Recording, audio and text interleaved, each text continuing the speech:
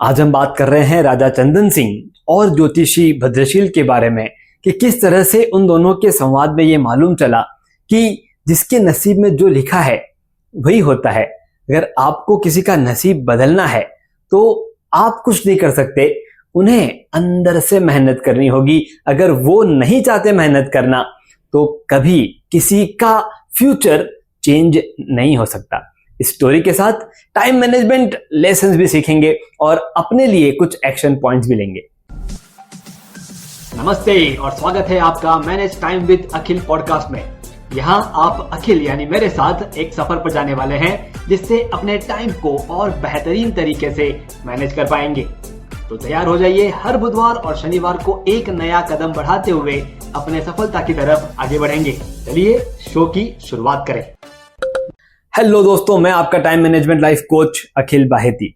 दोस्तों, राजा चंदन सिंह और भद्रशील की कहानी हम समझेंगे, लेकिन एक बात ध्यान में रखिए, अगर आपको आपकी लाइफ को मैनेज करना है तो सबसे पहला स्टेप है अपनी टाइम को मैनेज करना।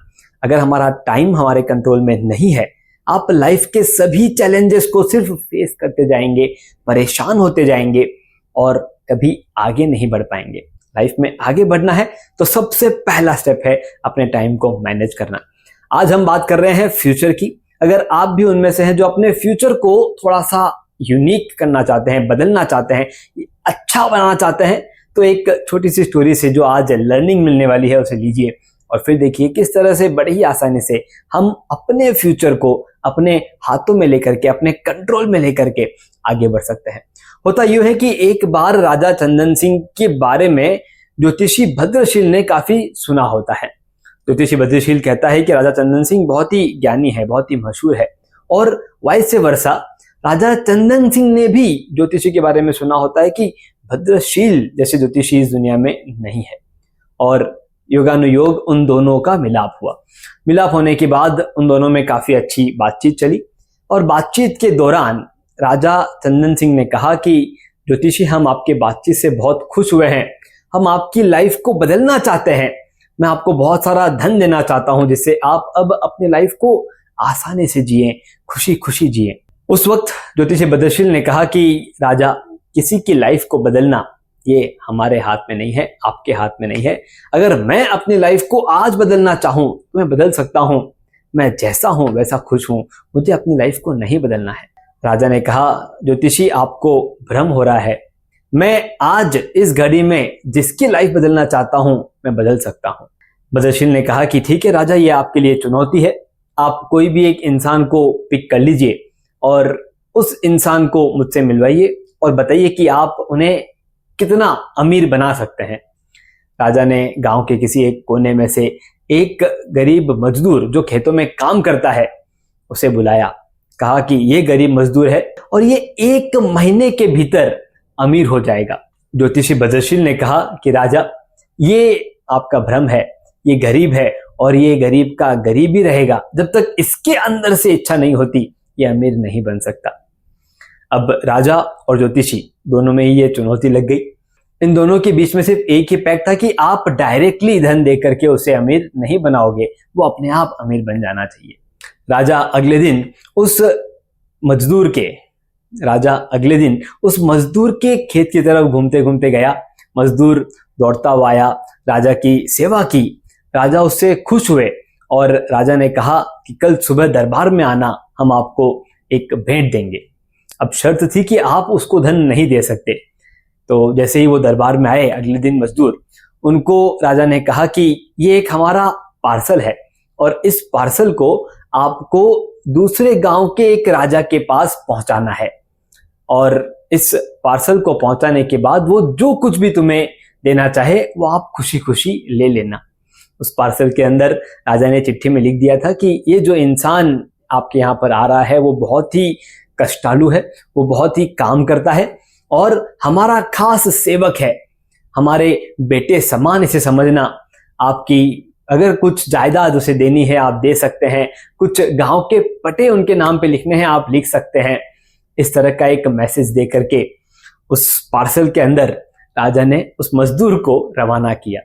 अब वो मजदूर 1 दिन तक चलता रहा, धूप में बड़ा परेशान होते हुए वो एक जगह एक पेड़ के नीचे आकर के बैठ गया और वो सोचने लगा कि मैं अपनी खेती बाड़ी करके दोपहर में घर जाके खाना खा के सो जाता हूँ, ये राजा ने मुझे कौन सा काम दे दिया है। और वो उस विचारों में उस पेड़ के नीचे सो गया, उसकी आंख लग गई। वहीं से उसका एक दोस्त आ रहा था और वो आते आते देखा कि अरे यार, ये मेरा दोस्त यहाँ पेड़ के नीचे क्या कर रहा है, ये तो खेतों में काम करता है। उसने उठाया, कहा क्या हुआ? बोले यार, राजा ने ऐसे ऐसे मुझे एक काम दे दिया है, या इस राजा के पास जाना है, ये पार्सल देना है। दोस्त ने कहा बस इतनी सी बात, एक आध दिन का तो काम है, जाके करके आ जा, बड़ा ही सिंपल काम है। अब उसके मन में ख्याल आया कि अगर इसको ये काम सिंपल लग रहा है, जो मेरा करने का मन नहीं है, तो क्यों ना ये काम उसको दे दूं। उसने कहा कि काम कर, ये काम तुम कर लो और मैं अपने घर चला जाता हूं। उसने कहा ठीक है, राजा को पार्सल देना है, मैं दे के आ जाता हूं। अब उसका दोस्त पार्सल लेके चला गया और वो मजदूर वापस अपने घर पे आकर के सो गए। वो थक चुका था तो सो गया। अब वो जब पार्सल लेके राजा के पास गया दूसरे गांव पर, वहां पर जाने के बाद वो राजा ने पार्सल खोला, उसमें चिट्ठी निकली और कहा कि ये बेटे समान है। तो उसको 5 गांव का राजा बना दिया गया और उसकी बेटी शादी के लायक हो चुकी थी। उसे इतना विश्वास हुआ कि अगर उस राजा ने इसके बारे में इतना अच्छा लिखा है तो ये बड़ा कष्टालु है, ये बड़ा काम का बंदा है, इसको अपनी बेटी के साथ शादी करवा देते हैं। और उसने उसकी शादी करवा दी।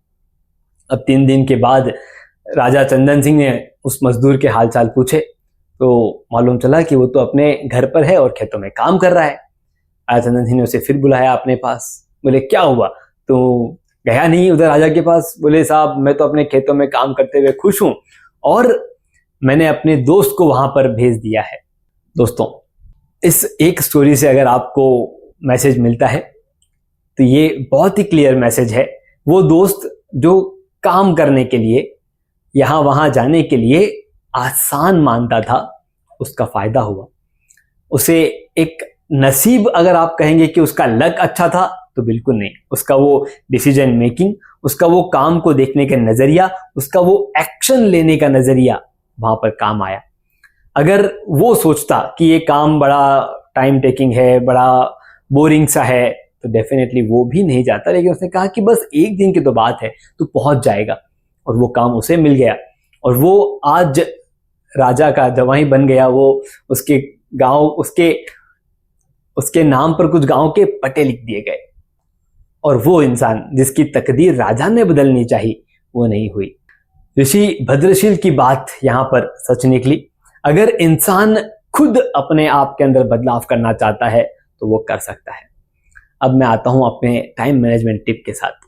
दोस्तों, हम सभी के गोल्स होते हैं, हम सभी को अपने गोल्स अचीव करने होते हैं, लेकिन हम उन गोल्स को अचीव नहीं करते ये कहते हुए, ये सोचते हुए कि कल कर लेंगे, परसों कर लेंगे, आज ही के करना जरूरी है क्या, इसे थोड़ा बाद में कर लेंगे। ये सारी चीजें जो है, ये सारे एक्सक्यूजेस हम अपने कंफर्ट जोन में चले जाते हैं।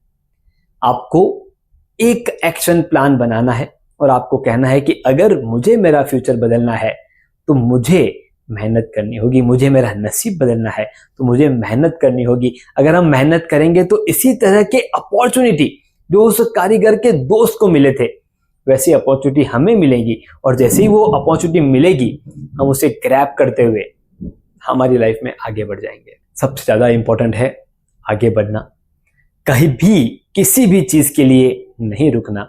और अगर हम रुकना बंद कर देते हैं, अगर आगे चलना शुरू कर देते हैं, तो कोई ऐसी चीज नहीं है जो हमें लाइफ में रोक सकती है। टाइम मैनेजमेंट से लाइफ को मैनेज कर सकते हैं। इसके पीछे का एक सिंपल सा सीक्रेट, आप आपका टाइम मैनेज करना शुरू कर दो, आपके लाइफ के सारे चैलेंजेस दूर हो जाते हैं। जैसे आपको हेल्थ इश्यूज है, आप क्या करेंगे? आपके अभी के चल रहे सारे कामों को मैनेज कीजिए, उसको थोड़ा जल्दी पूरा करने की कोशिश कीजिए और हेल्थ को एक्स्ट्रा टाइम दीजिए। आपके हेल्थ चैलेंजेस दूर हो जाएंगे, सॉल्व हो जाएंगे। इसी तरह से आपको आपके लाइफ में आगे बढ़ना है। मैं अखिल वाहिदी, आपका टाइम मैनेजमेंट लाइफ कोच। हमारी टैगलाइन है manage your time, manage your life. धन्यवाद। आपने सुना manage time with Akhil podcast का यह एपिसोड, जिसमें बताई गई टाइम मैनेजमेंट तकनीक के जरिए अपने जीवन में हम एक कदम आगे बढ़े। अगले एपिसोड के जरिए अगला कदम उठाने के लिए इस चैनल को, शो को सब्सक्राइब जरूर करें। ध्यान रहे, आपके रेटिंग्स और रिव्यूज से हमारे बीच की दूरियां कम हो जाती है।